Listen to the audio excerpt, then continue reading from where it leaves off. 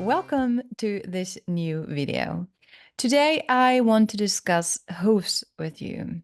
So on the platform, the Confident Connection Mastering Horse Behavior platform, I just recently uploaded the whole chapter about hooves and how to care for hooves, what healthy hooves look like and what non-healthy hooves look like as well. And with the changing season, and in the Netherlands, this is the wet season, there are common issues we can encounter with our horses. So today we're going to dive a little bit deeper into this topic. For this, I also have a case study because my horse Sol has developed thrush again. So he's coming from really bad hooves. And when I got him 2 years ago, he had thrush in all 4 of his hooves. And I managed them quite well, but he still has one hoof that is a little bit problematic. He has a little bit of crooked legs and he's not distributing the weight equally on those hoofs. And I really have to be careful with trimming him down because he's so sensitive when I just trimmed him. That's why he also wears the hoof boots in most of the videos. So this one hoof does cause problems sometimes, and I realized he developed thrush in it again. So I'm going to take you with me to the stables and I'm going to show you how it looks like at the moment so you can recognize a thrush in your horse or in other horses maybe, and then you can take the appropriate steps to help them heal. So this is what we talked about in the chapter about the hooves on the platform. And here you can see that we talked about the common issues and diseases, the thrush, the frog health, and heel pain, which are all connected with each other. And these are the hooves from Soleado 2 years ago. So all 4 of the hooves looked like this. And you can clearly see that the frog is not healthy, it's not functioning, it's not doing what it's supposed to do because the frog has a function and it's very vital for the health of the hooves and also for the health of the horse. So with these issues, there can come other issues like heel pain, and then the horses start to walk toe first instead of heel first, and then you develop all kinds of different issues. So the frog health is really, really important. This is how we started 2 years ago. And in the meantime, they were really good again, especially in the dry season in the summer. There usually is no problem, but now he developed a thrush again. And I'm going to show you how that looks like now. So this is the starting point. These are his heels. And when you look from it from the ground, when they're just standing on it, you can see that this groove is going upward and it shouldn't be. So there shouldn't be the groove that goes up like this towards the heel. And when you pick up the hoof, you can also see that the frog is actually layered and that this tissue is really not healthy. It's eaten up by bacteria. It's soft, it's squishy, maybe it stings even. And you can put the whole hoof back inside of this groove. This is not how it's supposed to be. Some people think it is because we are so used to seeing thrush. We're so used to seeing these deep, deep grooves, but they should not be there. So the other hoofs are healthy. They don't have this huge groove. I use specific products to help him with the thrush. And there are different products from different brands out there. It doesn't really matter exactly what I use. The point is that I use products that are first and foremost killing the bacteria that are already in there.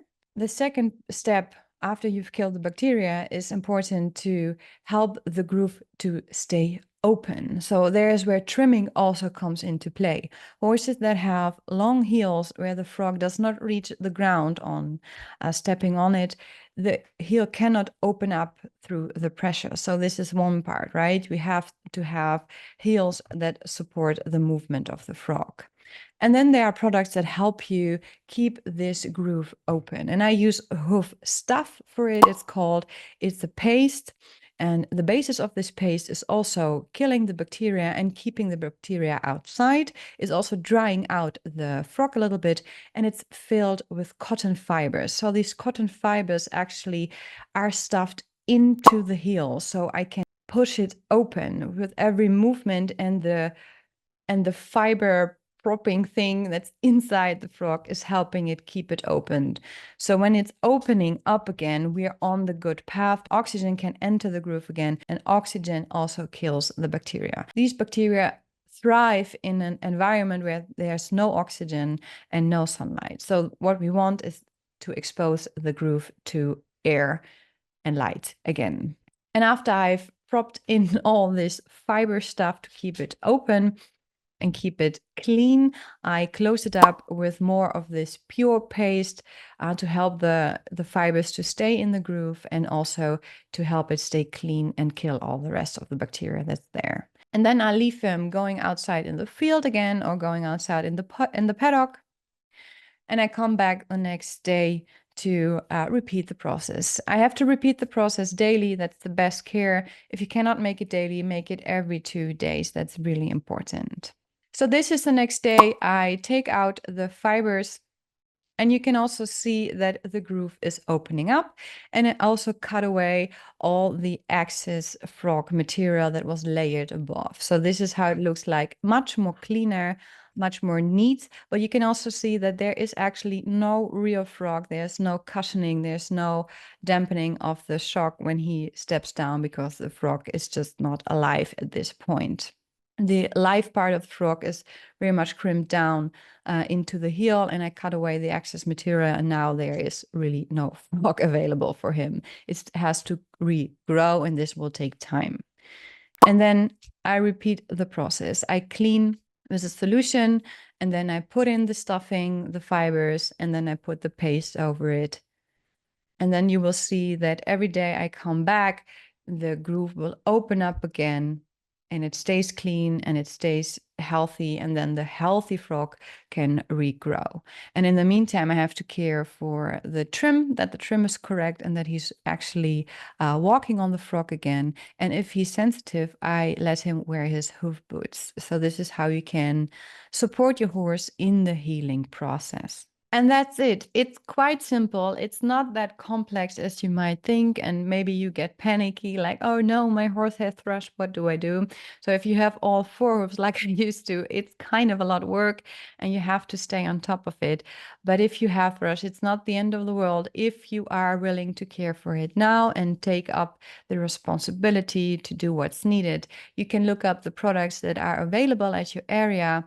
I think in Europe, they're all available. What I use, it's from Red Horse, and it's called Hoof Stuff with the stuffing. Then you have Artimod, you have field paste, and you also have the cleaning solution from them. But there are other brands there as well. So this is not a sponsorship or anything. This is really just what I use. There are other brands as well, and you can look it up in your area if you're not if Hoof Stuff is not available for you. Important is for me that it's a natural product. So this paste is made of natural ingredients and no harsh chemicals. I don't want harsh chemicals in there. You can also use apple vinegar to clean the sole and to clean the frog.